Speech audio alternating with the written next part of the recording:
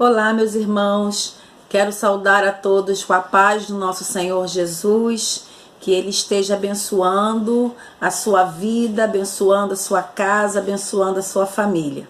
Estamos começando agora mais um capítulo, do estudo da EBD que nós estamos fazendo e estamos falando sobre os milagres de Jesus no Evangelho de João, como João ele estava presente com o nosso Senhor e como ele vai narrar esses milagres. Vocês já viram a multiplicação dos pães, já viram a multiplicação também, a transformação da água em vinho. Hoje nós vamos estar falando de João, capítulo 4, de 46 a 54, que é a cura do filho de um oficial do rei. Então vocês vão começar a ler, essa passagem que nós vamos ler com vocês agora. Dirigiu-se de novo a Caná da Galileia, onde da água fizera vinho. Ora, havia um oficial do rei, cujo filho estava doente em Cafarnaum. Tendo ouvido dizer que Jesus viera da Judeia para a Galileia, foi ter com ele e lhe rogou que descesse para curar seu filho, que estava à morte. Então Jesus lhe disse: se porventura não virdes sinais e prodígios, de modo que nenhum crereis, rogou-lhe o oficial: Senhor, desce antes que meu filho morra. Vai, disse-lhe Jesus, teu filho vive. O homem creu na palavra de Jesus e partiu. Já ele descia quando os seus servos lhe vieram ao encontro, anunciando-lhe que o seu filho vivia. Então indagou deles a que hora o seu filho se sentira melhor. Informaram: ontem, à hora 7ª, a febre o deixou. Com isto, reconheceu o pai ser aquela precisamente a hora em que Jesus lhe dissera: teu filho vive. E creu ele e toda a sua casa. Foi este o segundo sinal que fez Jesus depois de vir da Judéia para a Galileia. Amém. Vamos então começar o nosso estudo de hoje. A cura do filho do oficial do rei ocorre quando Jesus, pela segunda vez, em Caná da Galileia.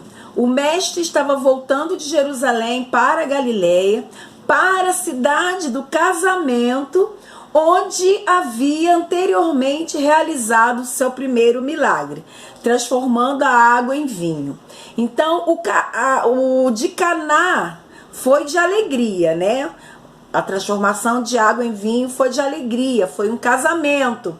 E agora esse é o de Cafarnaum, que é de tristeza, que é de enfermidade.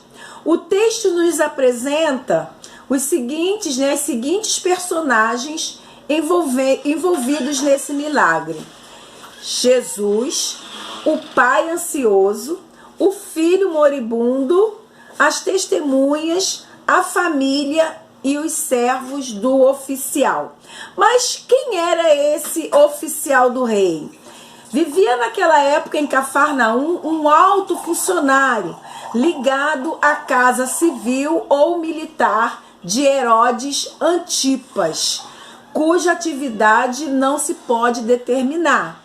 O texto menciona um oficial do rei, tetrarca da Galileia e de Pérea, e transmite para a gente a ideia de uma figura, de uma pessoa eminente, de grande importância, uma figura ilustre da corte. Não era qualquer pessoa, não era qualquer um, mas era um nobre que tinha livre acesso ao rei Herodes. Alguns teólogos acreditam que esse homem fosse Cusa, cuja esposa era Joana, pelo fato de Jesus ter curado seu filho, Nós vamos ver lá em Lucas, no capítulo 8, versículo 3, fala o seguinte: e Joana, mulher de Cusa, procurador de Herodes e Susana, e muitas outras que o serviam com seus bens, tá? Então, ambos, depois desse milagre, passa a servir a Jesus com seus bens, dando-lhe todo o apoio e infraestrutura necessários ao crescimento do ministério do nosso Senhor.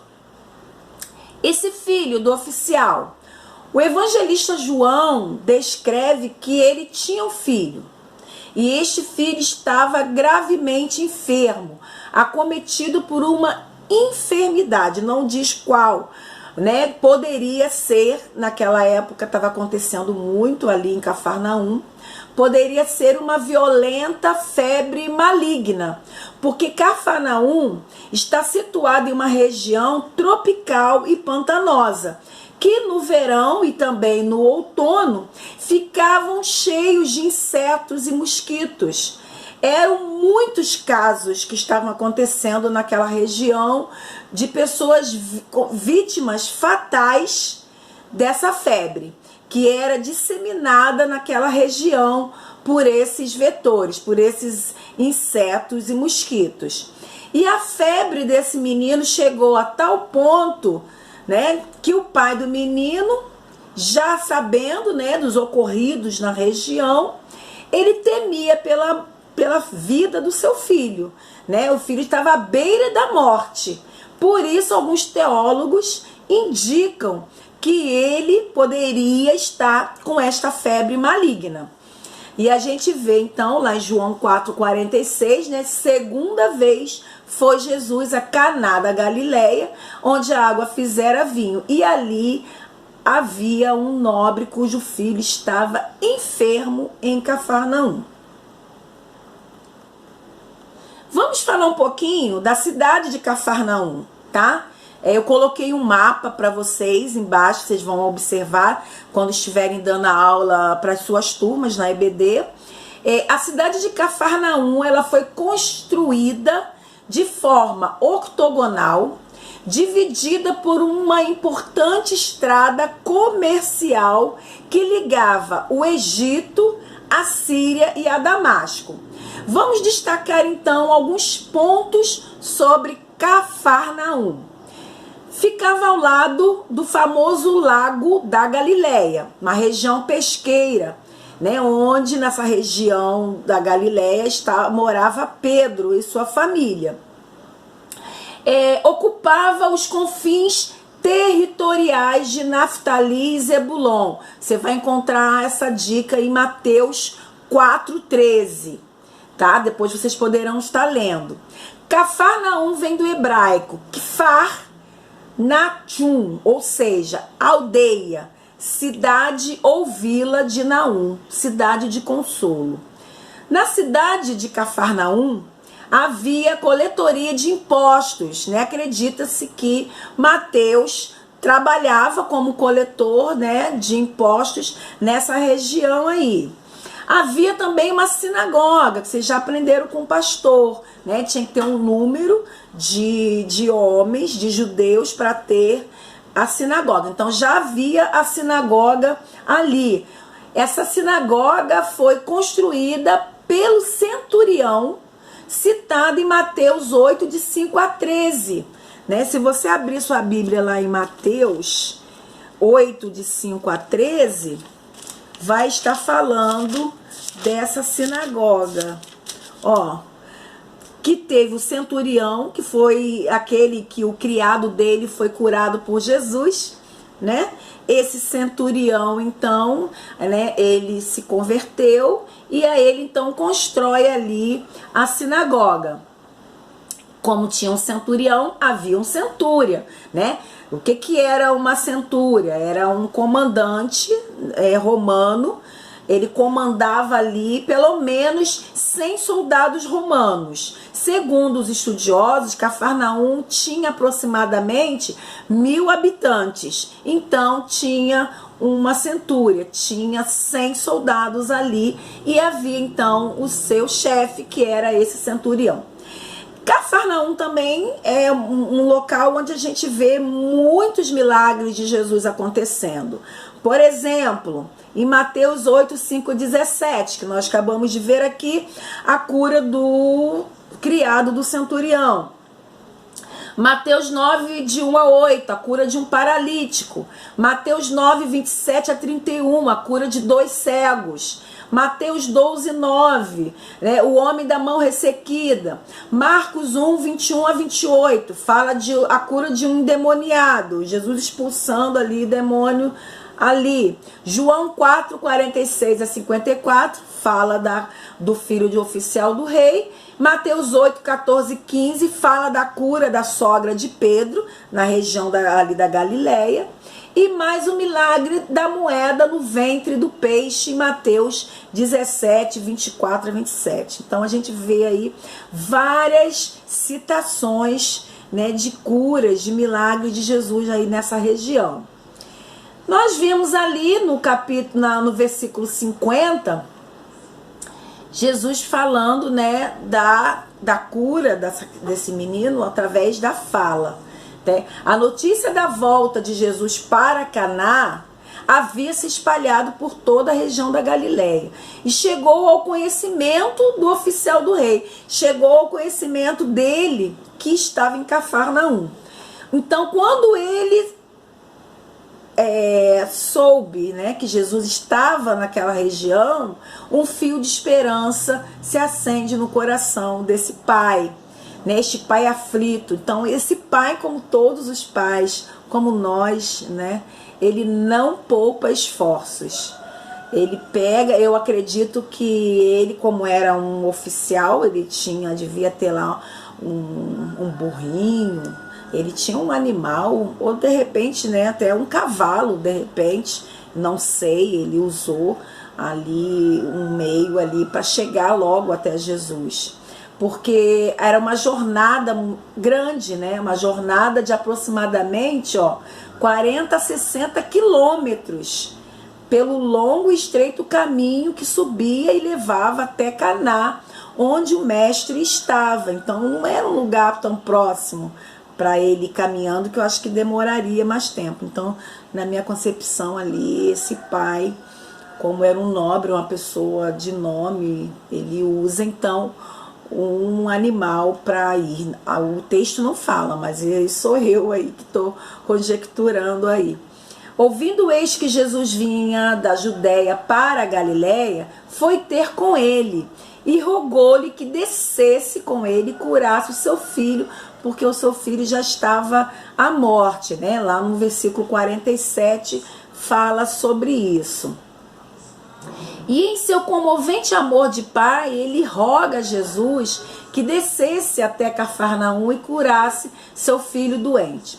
O mestre, porém, diversas vezes colocava à prova a fé daqueles que pediam, né, a ele, que faziam pedidos.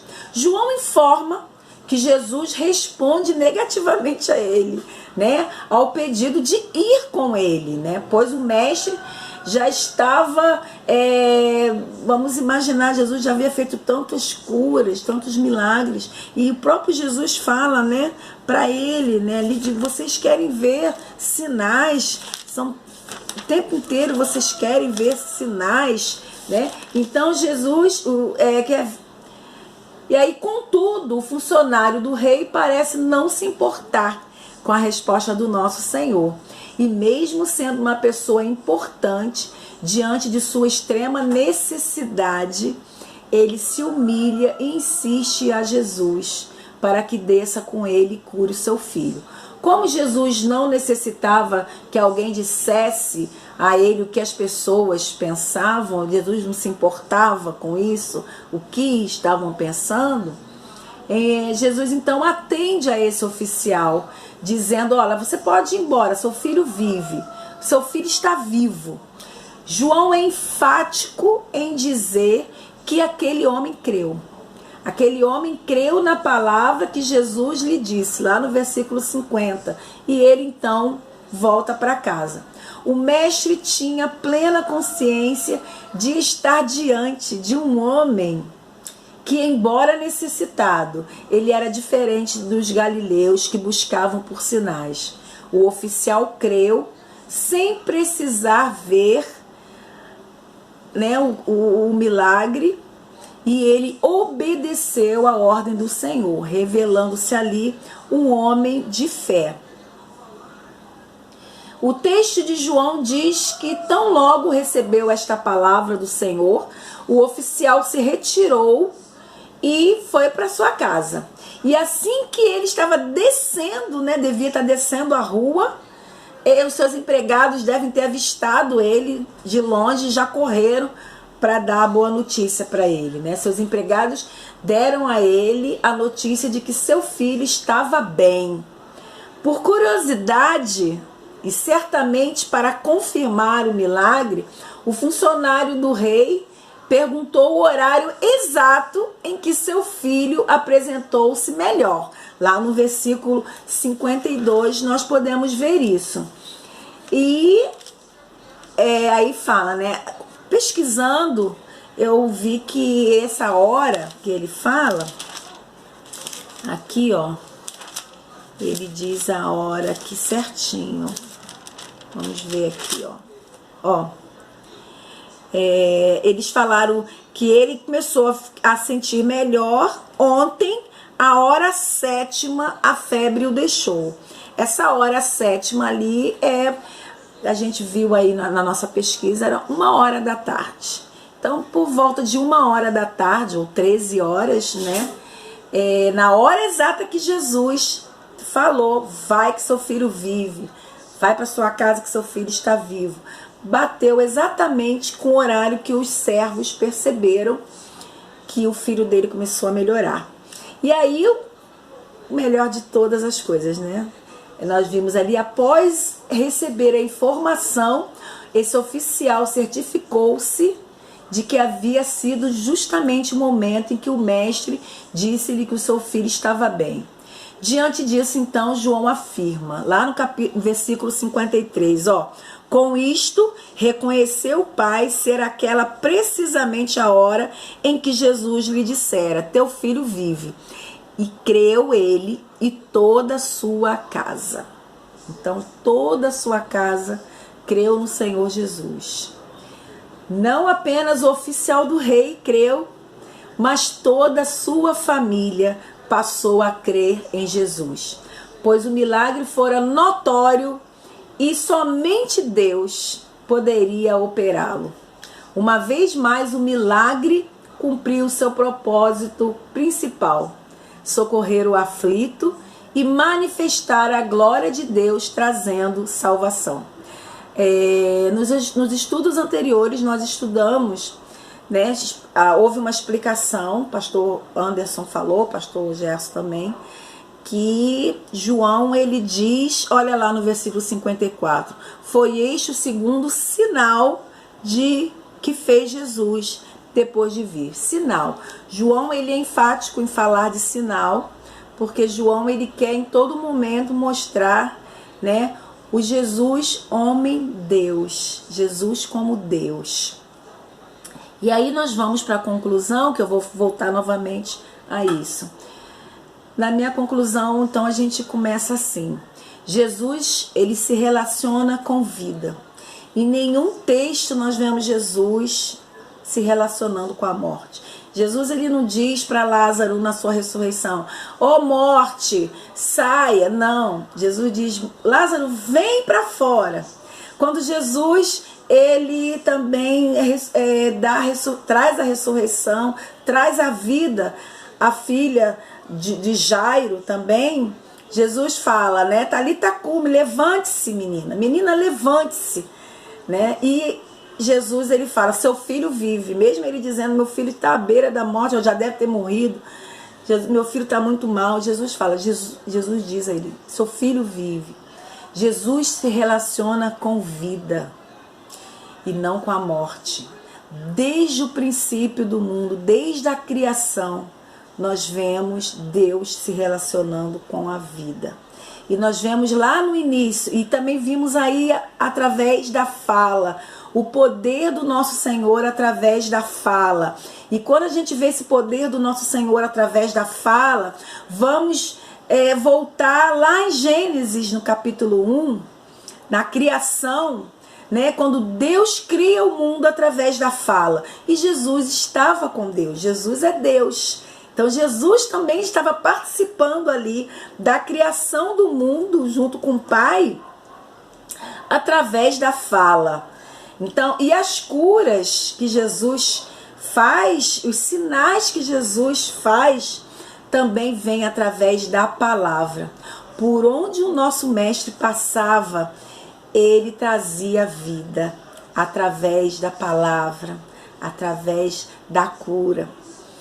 Ele, o pai do menino, né, o oficial do rei, ele estava sozinho. Então a gente vê aí que a fé é individual.